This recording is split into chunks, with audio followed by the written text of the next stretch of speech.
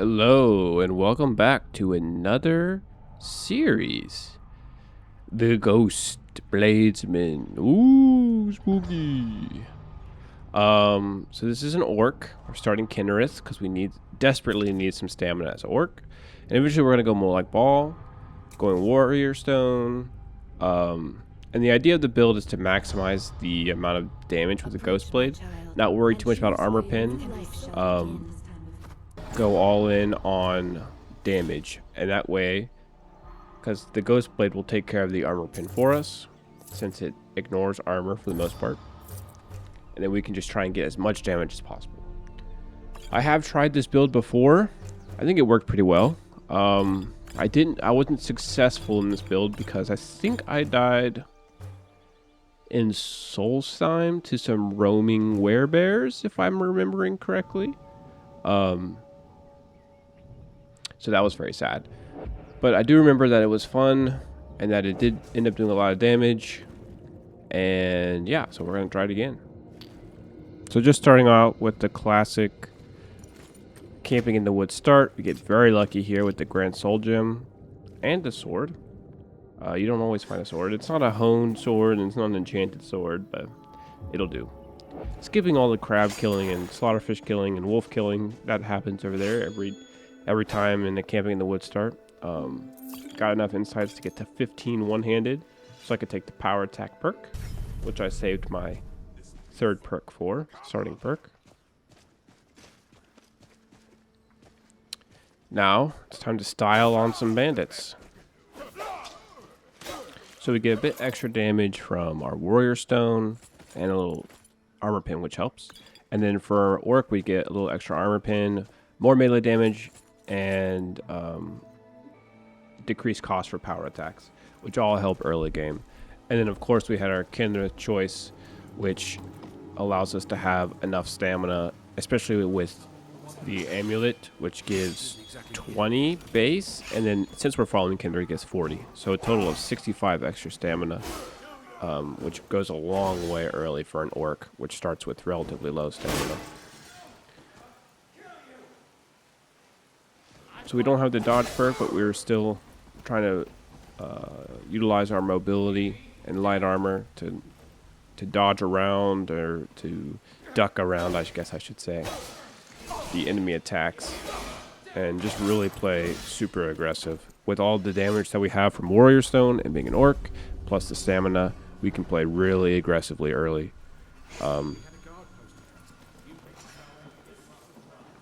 Which is fun.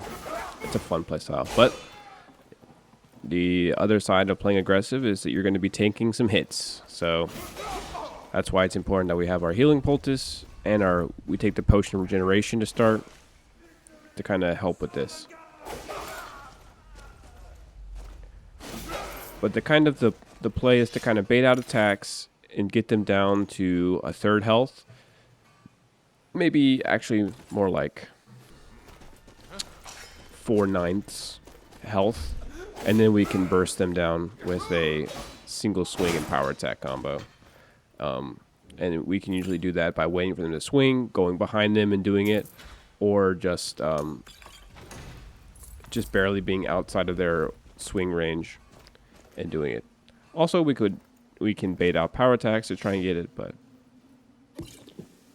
regardless, that's what our plan is here. All right, so bunch of levels, bunch of insights.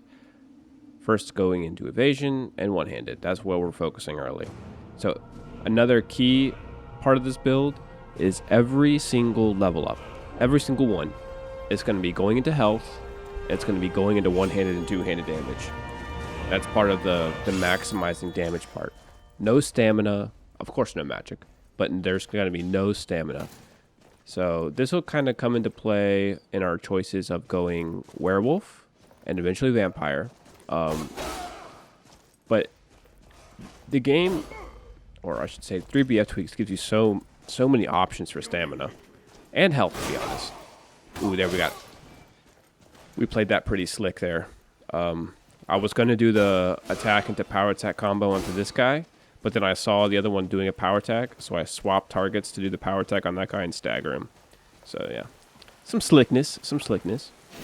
But anyways, werewolf gives you stamina. Vampire gives you stamina. Predator's Might gives a bunch of stamina. Alchemy perks can give stamina. Dexterity perks give stamina. And so we can really just focus on getting stamina from those outside sources, perks, and werewolf, vampire, etc. And getting stamina regen from perks as well, especially like the light armor perk. Oh, here we go. A little parkour. A little jump up onto the railing over and jumping onto the bridge. Amazing.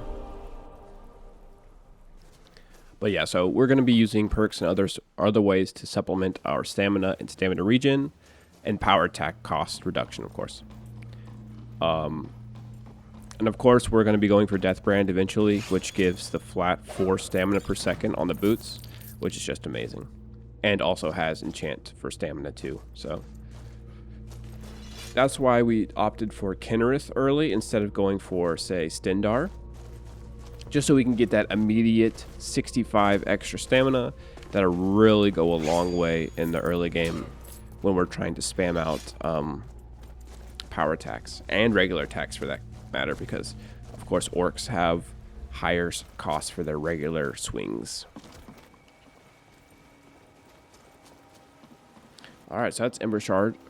Pretty well smashed. Almost level 3. So we are going to continue our bandit slaughter. And we're going to be doing it quite aggressively here, especially now that we have the dodge perk.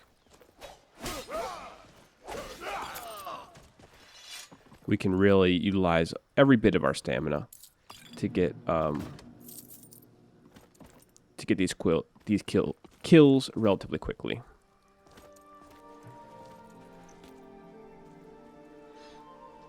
Of course, we have another level up.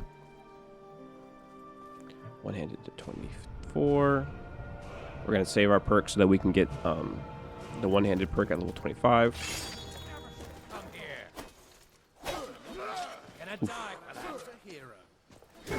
And that's another part of going Kynareth and getting all the stamina early, is it does allow me to use my dodge as well. And as I'm playing pretty aggressively here, I'm utilizing dodge a lot. So we definitely need the stamina just for that.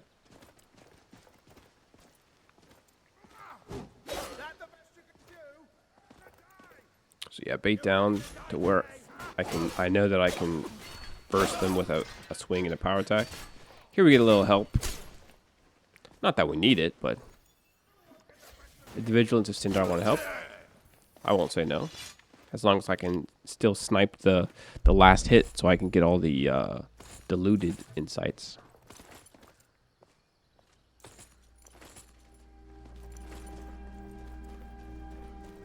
So next up, if you can guess, on our bandit destruction, we're going a little out of sync from our normal path, and that's because I want to do Rigel and get her armor, get a little extra stamina regen and a little health regen, which both of those I need. Since I'm playing so aggressively, I am tanking some hits, so the health regen is going to come in real handy, and then the stamina regen, of course, we've already talked about. So trying to find any source possible for getting extra stamina regen, because I'm not going to be getting any from the any extra stamina regen from derived attributes. Here we happen along a little battle here, and we get lucky and find some really high quality studded Imperial armor, which is great.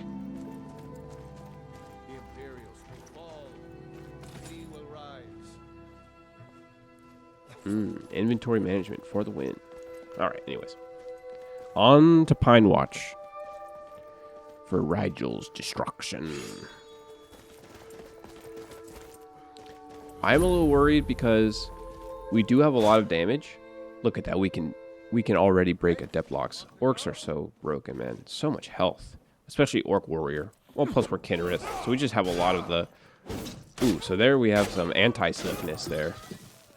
I get caught in the corner, and I'm not able to dodge around. But we have, like I was saying, we have so much health that we can just tank those hits all day. Well, not all day. We can tank one of those hits.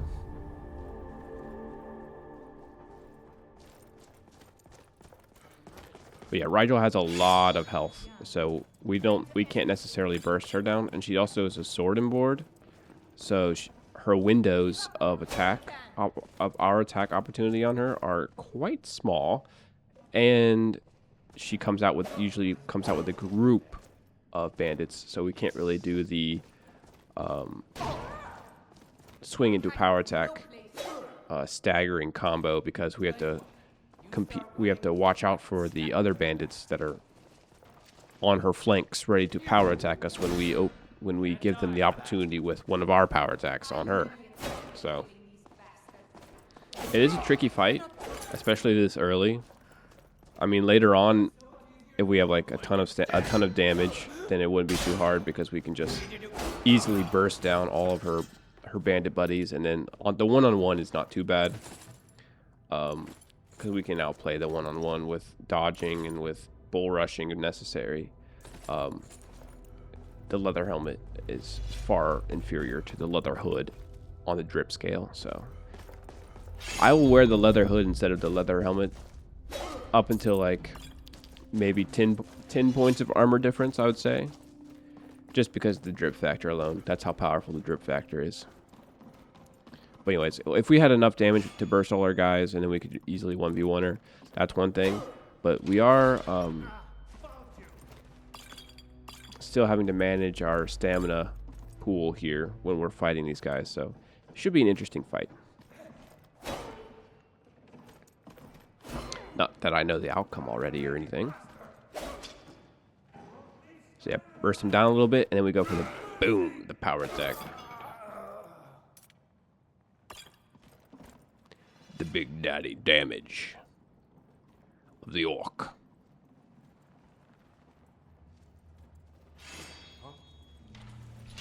This part's a little scary. Got 2 ranged and then a melee. We can bait out the melee, but then we put ourselves in a situation where we have ranged at the end of a long hallway, narrow hallway, where there's not much space to dodge. So that's always a scary situation, especially for light armor builds. We got the boom. Give him the boom. Ooh. Looks like a high-level crossbow. So we got to evacuate. Got pretty close there. The enchanted arrow, the enchanted bolt, was ticking me down with that shock damage, but we shall survive. I go ahead and pop one of my fortify potions that I found in that closet over there that's usually locked with the adept lock. Just because I know that Rigel's going to be a hard fight anyways, so might as well pop the potion now. Where I actually am in danger, obviously, because that guy almost one-shot me with his enchanted bolt. Here we level up interface. Sign of utmost disrespect. Fail our dodge. That's fine. So yeah, playing aggressively, but when you play aggressive, you do have to contend with the... and surprisingly, our studded Imperial armor is better than scaled armor, which is very surprising, actually. But yeah, we have to contend with taking hits and have to find a way to regen somehow, so that's why. For now, we have our regeneration potion going, but we're not always going to have a regeneration potion, so it'll be nice to have Rigel's helmet, which gives 55% health regen, which isn't a lot, but I mean, it's something.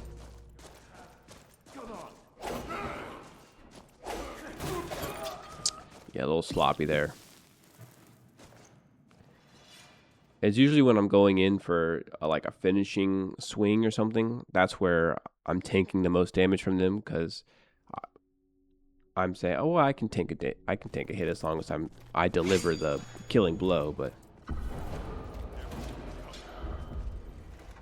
and here lately, I've been getting like huge aggro from these guys. Sometimes I'll pull Rigel from that very first like step up into that room. I'll pull her and she'll follow, and if she follows, then she brings like all the bandits from that section of the dungeon with her, because she's a little further in.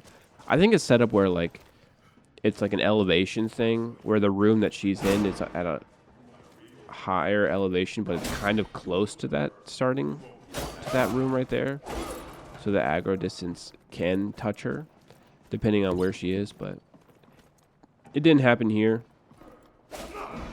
We just pulled I think one extra bandit, because there's a trickster, a ranged, and a melee sitting around that table, and then I think we pulled one extra ranged, or an extra melee, I don't remember.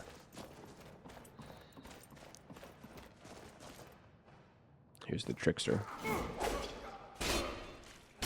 Classic stuck into power attack, non-stuck situation. Wait, that wasn't the trickster.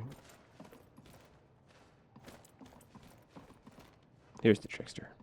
Also stuck.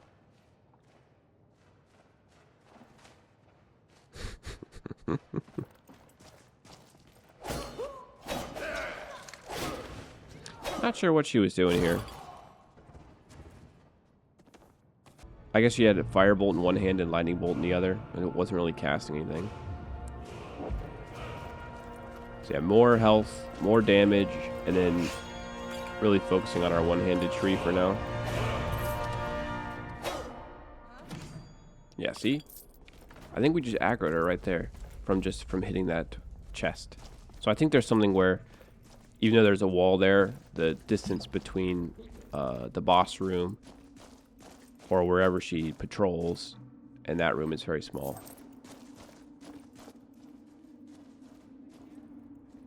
Someone there?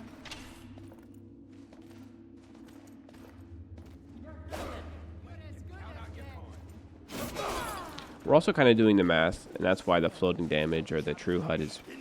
See, she's already here. And she's got the block perk, which lets her run quickly with... she can't sprint with the shield up, but she can run with the shield up. So it's just very, very menacing. So we try and put up a distraction, but the scamp is worthless. Look at it. What are you... So disappointing. What are you even doing, Mr. Scamp? Going the wrong way. You're not blocking anybody.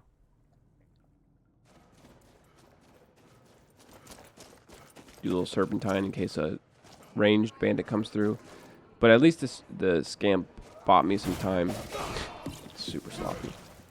Bought me some time because they don't immediately phase through the door when there's one of your summons or anything that they're fighting is on the other side.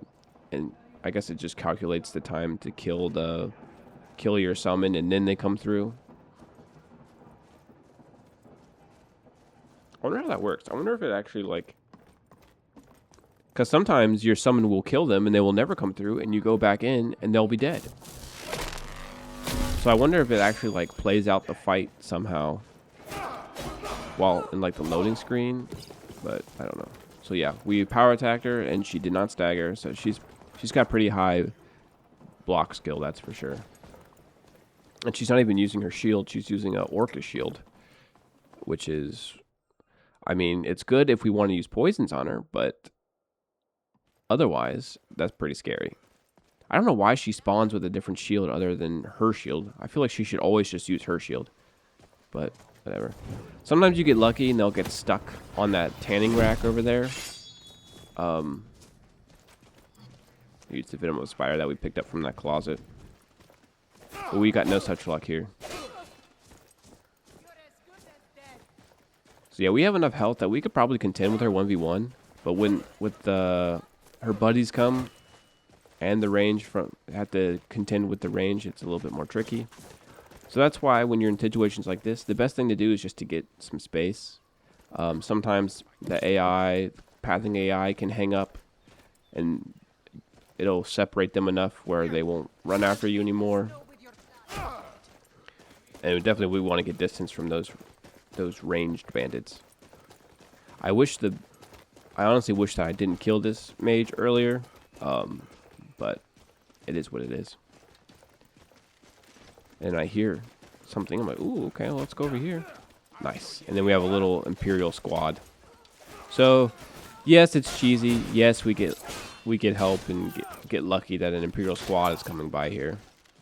This is a different Imperial squad than the one that we looted before. Well, of course, the Imperial squad, that battle, the Imperials lost. But I don't... I tried to get the last hit on her so I can get the diluted insights, but I don't end up getting it, so... Oh well. A kill's a kill. Her armor is mine now, and I get an elven sword for my troubles, so... Thank you, Imperial scum. Although we probably would have sided with the Imperials. I don't know. But yeah, a win is a win. I'll take it. This is dead, so... There's no such thing as too much cheese. You heard it here first, folks. No such thing as too much cheese. Don't let anyone tell you there is. And now we have a little extra stamina regen, a little health regen. Her armor is nice. The sword is nice. So we're chilling. I probably did this dungeon a little too early. It probably would have been smarter to do like White River Watch and some of the other Whiterun bandits, and then come back when I'm a bit higher, maybe like 50 one-handed. I have more perks, but whatever. We're playing aggressively here. Aggressive choices, not just in combat, but in dungeon location decisions. Get our booty, our looty booty, and our insights. Beautiful. And then killing those crabs, I get to level 35. And I think I saved my perk point earlier. No. I left this in so we could see the bear fight. At first I wasn't going to use the tree, and I was just going to style on him, but my stamina got a little lower than I would have liked, so I end up using the tree clutch. Or this should say the tree crutch. But, yeah. If you didn't know, if you're having trouble dying to wildlife in Requiem or in Requiem 3bftweaks, just find your closest tree, kite them around that, and then you won't have any problems with wildlife ever again. Saber cats, bears, spiders, it doesn't matter.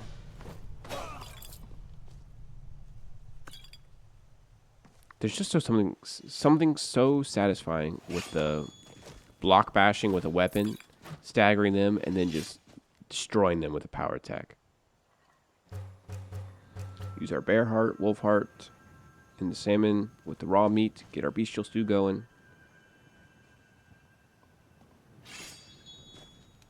Alright, let's take on White River Watch.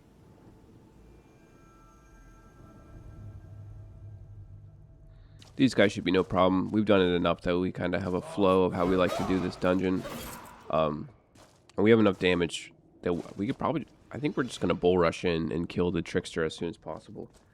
And then deal with the melee and ranged. Yeah, one combo kills. That's so nice.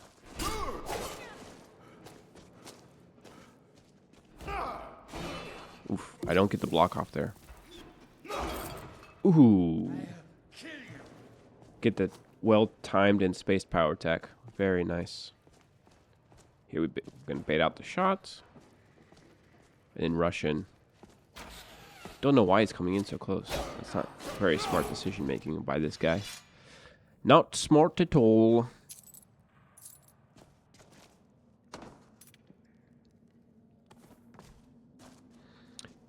I used to struggle with this next room, but I've kind of got it down now to how I like to play it. I like to kind of bait in and then walk in a little far into the room, try and see if I can get the ranged bandit on the ground to pull out her sword and chase me. And then if I can do that, then I can open up the gate on my way out and let the wolf distract them while I take care of the melee guy. I don't end up getting her to pull her dagger or whatever, but the wolf does do pretty well in distracting. Then I can just run in. She's on the knee, so I just leave her. And then between these two guys, I choose to go for the crossbow instead of going for the hunting bow. Even though I think the hunting bow guy is a little higher level, but I think that was an iron crossbow that guy had, so definitely worth.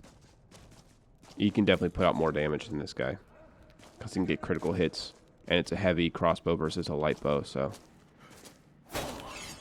And I think the other one was a Bosmer as well, which will do more damage. Slow walk for the single swipe kill. Alright, let's style on Hadvar.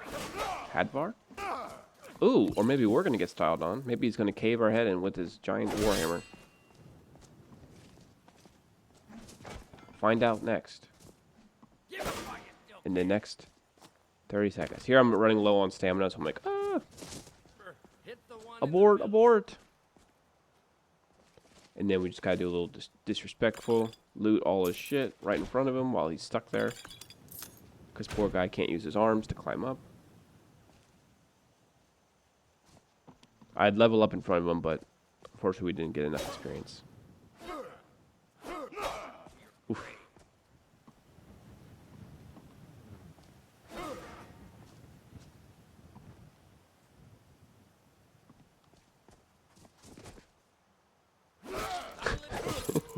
Not sure what was going on with his AI there, but he's like, you've got me to fall onto the next ledge. I give up. If you know me, you know what's coming next. Little Valtheim action. Utilize the fortified health that we got. And we are already at a very, very respectable health pool. 293 this early on is no joke.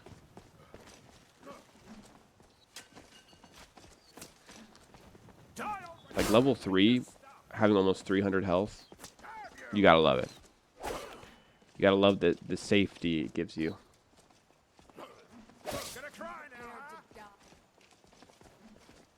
It makes light armor builds feel a little bit better early. You still have to worry about stamina, because if we get attacked or get low on stamina and like a dagger bandit or a short sword or sword and board or whatever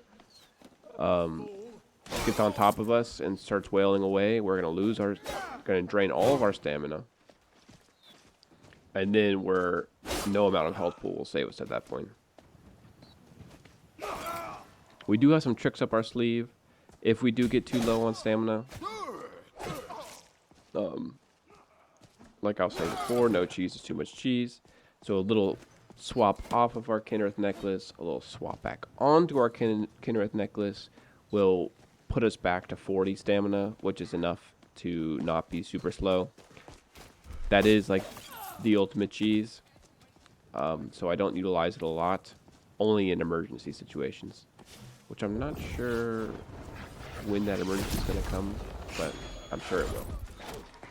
So here's just, there's 3 ranged bandits at a pretty far distance away, so I opt for the safe option, which is to utilize my Spirit Wolf scroll as a distraction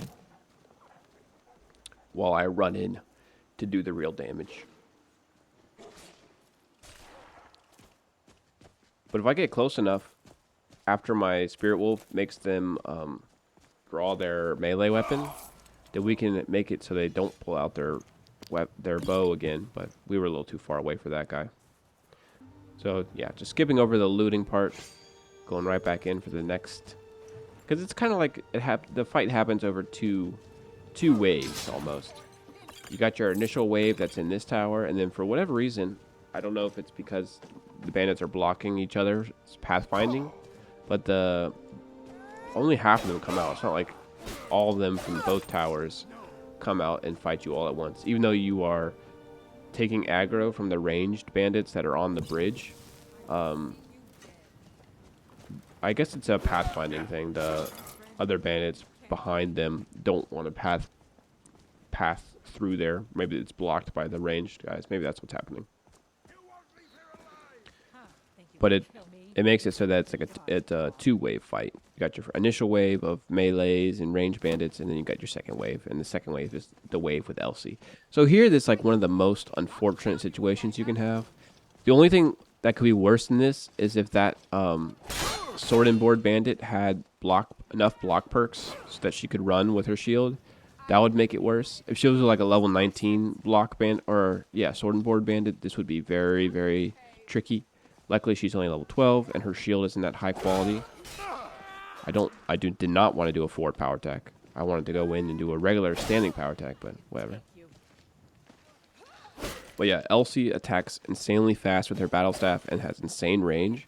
And then to have a red guard sword and board also, protecting all of her openings, it's just a super unfortunate combination. Luckily, she wasn't that high level. She didn't have that many perks, so we were able to kill her in a couple of regular attacks. But yeah, you never want to see a sword and board accompanying Elsie.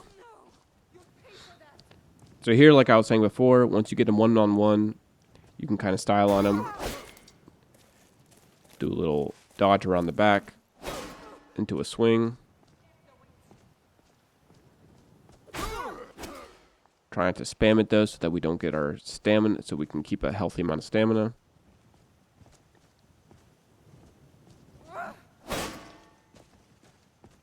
Just whittle them down until they get close enough where I can kind of do the calculation. So I see that it's doing 46 every time, so that I know that if I do a swing into a power attack, it'll be 46 plus 92, so 138.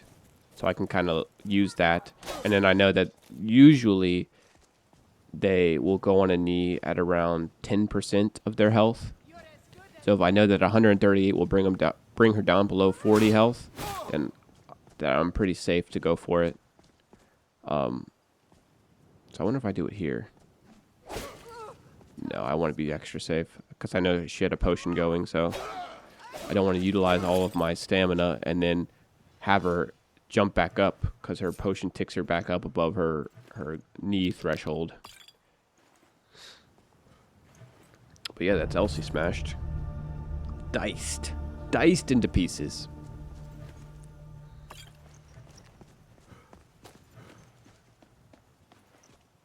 We're going to wait and utilize all of our... No, we're going to use our insights here after we fight these guys. And then we're going to use the remaining insights for once we get the chests open. If I remember correctly.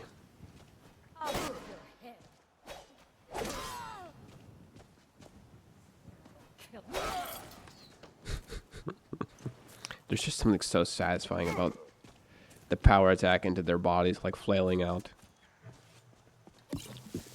In the video game, of course. Yeah, so we're doing some serious damage now. And that just comes with the territory of focusing up and trying to get... like, all of our perks are going into one-handed sword perks, so... And we're, of course, warrior, orc, so lots and lots of damage.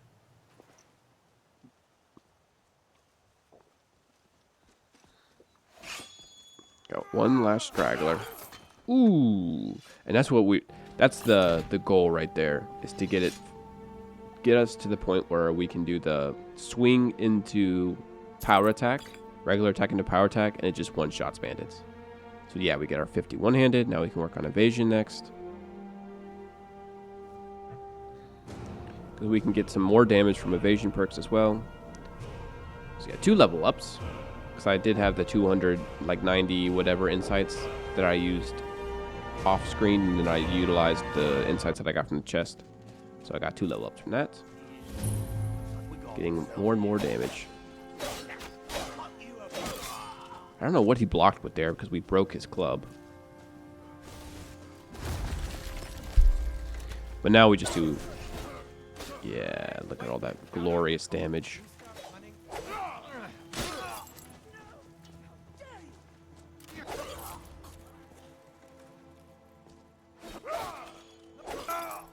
It's beautiful. It is beautiful. Now we can just like walk into the camp like a beast. Yeah, can play even more aggressive now. Because we have such a high health pool with a fortify health potion going and a alcohol going. So even though we're not putting any derived attributes into choices into damage resistance, our health pool is so high that, I mean, it doesn't matter as much.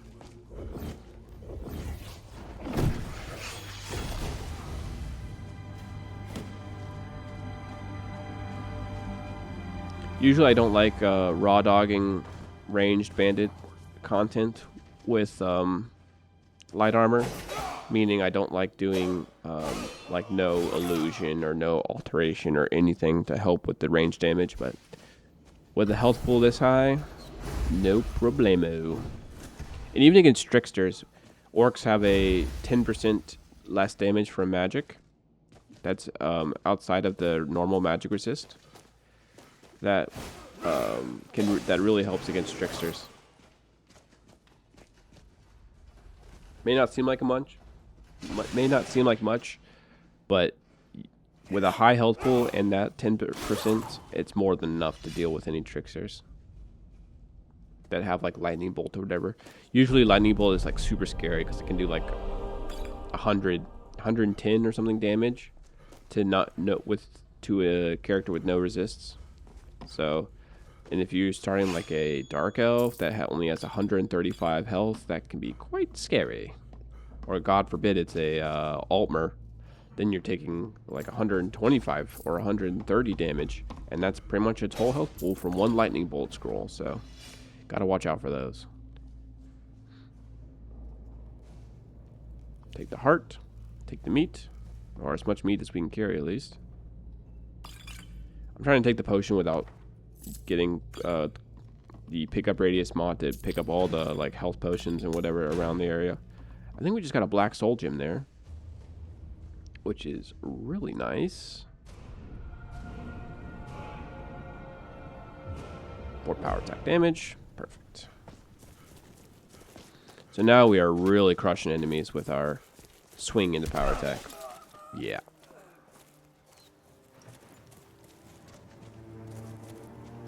We're in a really nice spot.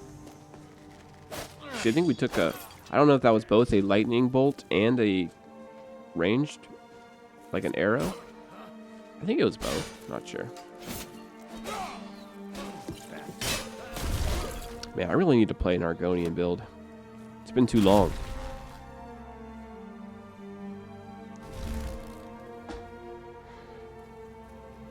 Ever since they got nerfed.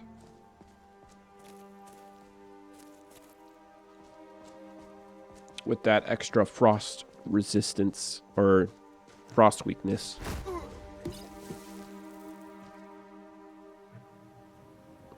Funny how they chose the frost weakness just from a single voice line.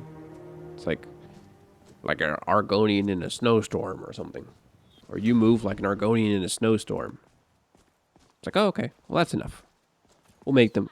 To be honest, they were a bit too good in all regards, in my opinion. Good stamina, decent health, but they had extra starting armor, they had shock resist, and they had health regen. So, a perfect starting race, in my opinion. So we're going to do a little styling on Ron here. Ron the Slow, Ron the Idiot. He's got many names in the Meech universe. Ron the Dumbass. He's still tanky though. Only takes 80 damage from our power attack. Well, 87.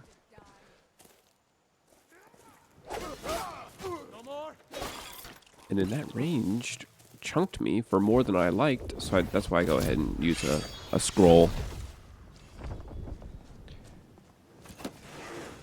That's something that I had to really work on, is just use the resources that you get. Don't save your scrolls. Don't save your... Unless it's like a really good scroll, like a Mage Armor 4 scroll, then it's good to save for a specific... But for like, just like scamps, wolf, raised dead, skeletons, just use these scrolls. Whenever you... are maybe in a little bit of trouble, or you're up against an enemy that you know you have a weakness for, and that's part of like know your builds, know your weaknesses. Like I know that yes, I'm super tanky, but if I tank an arrow hit that does half my health pool in one shot, I know that I might have some issues if I try and charge in when there are two ranged bandits right there. So better just to utilize my my scroll and make it assured that I get out of a combat situation rather than roll the dice and try and save my scroll for some unforeseen future event that may or may not happen. And a lot of times you'll find that as you move through the game, very quickly the spirit wolf and skeleton summon scrolls are just like completely useless against the enemies that you're fighting a little bit later. So might as well use them while you're in the bandit content stage. A little inventory management. I have found some decent enchanted armors, heavy armors that I'm holding on to utilize augmentation on. Or at least that's what I think I'm doing. Another level up. Excellent, excellent. I don't really like the powerful charge perk. I don't like the sprinting power attack because sometimes it messes with my flow, my aggressive damage, my aggressive play. But so we opt to continue going for finesse for a little bit extra tankiness.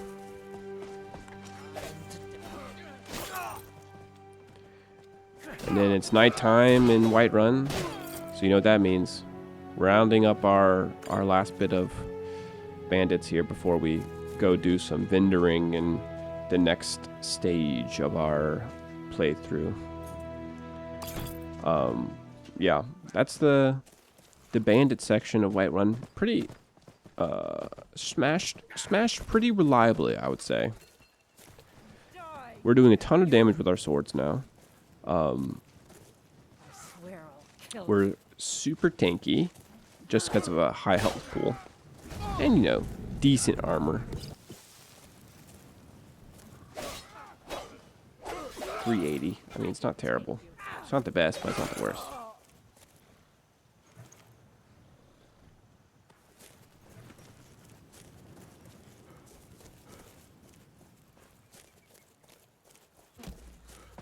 And yeah, just moving and cruising along. We've found a Grand Soul Gem. We found a Black Soul Gem. So effigy is definitely on the table now. Effigies that we're looking for are effigies that will increase our damage. So is it Berserker effigy? Either Berserker or Barbarian. I think it's Berserker. The one that increases our damage and decreases our attack speed. But yeah, that's going to be it for the first episode. I did not find a Black Soul Gem, just a Grand Soul Gem. I don't know why I thought that. Hope everybody enjoyed, and yeah, we're going to be moving along with this next series of the Ghostbladesman. But yeah, I'll catch you guys in the next one. Peace.